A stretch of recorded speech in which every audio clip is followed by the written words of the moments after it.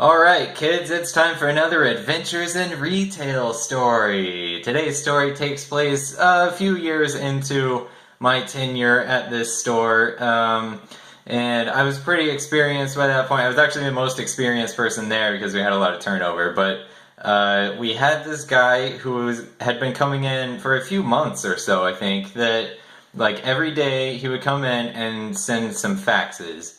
And he seemed pretty normal. Like he was kind of rough looking, like he maybe was homeless or something, but he was always just really polite, really calm. He was just quiet. Never had any issues with him paying for his faxes or anything like that. Like nothing really notable about this guy, except that he was coming in every day and he would ask for some blank papers and he would write on them. Like he would like fill up several sheets of papers with handwriting and have us fax it to a number that he gave us. Never really thought to question like who he's sending these to or what they are or anything. Like most people who send faxes, it's just like for insurance stuff or legal stuff or whatever.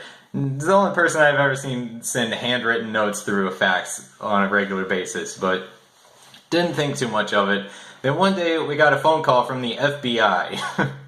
And my manager at the time answered the phone, so I know all of this kind of secondhand, like him describing the phone call, but basically the FBI lady was like, "Is there anybody there by this name?" And he was like, "No, there's nobody here by that name." And she says, "Well, we've been getting faxes every day for a while now from somebody by this name. Do you have any idea what that is or who that is?" And he like kind of put two and two together and was like, "Yeah, we had this customer who's been coming in almost every day for a while now, sending faxes." And she was like, "Okay, well, does he seem dangerous or has he ever been threatening or belligerent or anything like that?" And he's like, "No, he's been fine. Like we haven't had any problems." And she goes, "Well, have you ever read anything that he's been sending?" And he says, "No, we don't normally do that." And she goes, "Well, you should read it sometime.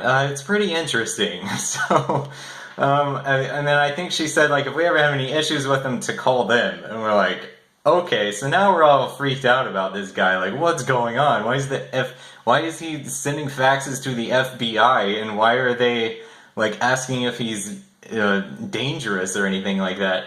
So the next time he comes in, I'm helping him, and of course, I'm skimming his faxes as I'm sending them because I gotta know what's going on here. And it starts out, I wasn't able to read the whole thing because it'd be super obvious if I'm just standing there reading this guy's faxes. But it starts out, he's saying, like the whole thing is worded like this has been an ongoing thing. So he's like, "As you know, somebody has been stealing my mail." And I'm like, "Oh, well, that sucks. Somebody's stealing this guy's mail."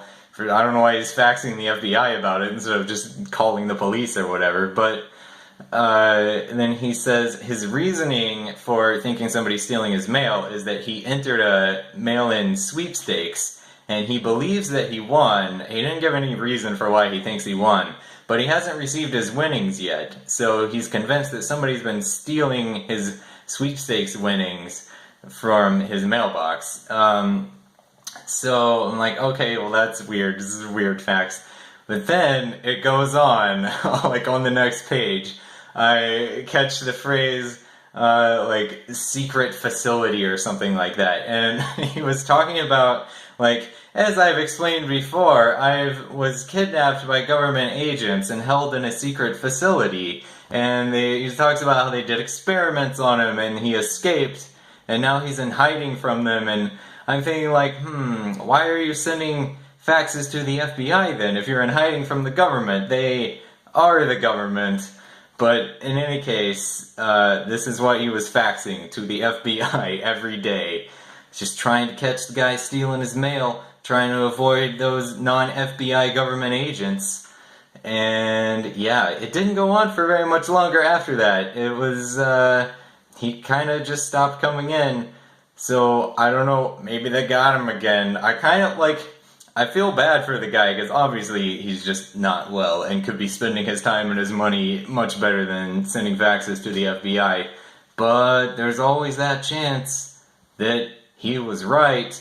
I mean, if it really did happen, That's exactly how it would happen. Like, you would just assume this guy's crazy, and nobody would ever know. So, to this day, I still think about that guy sometimes. I hope he's okay.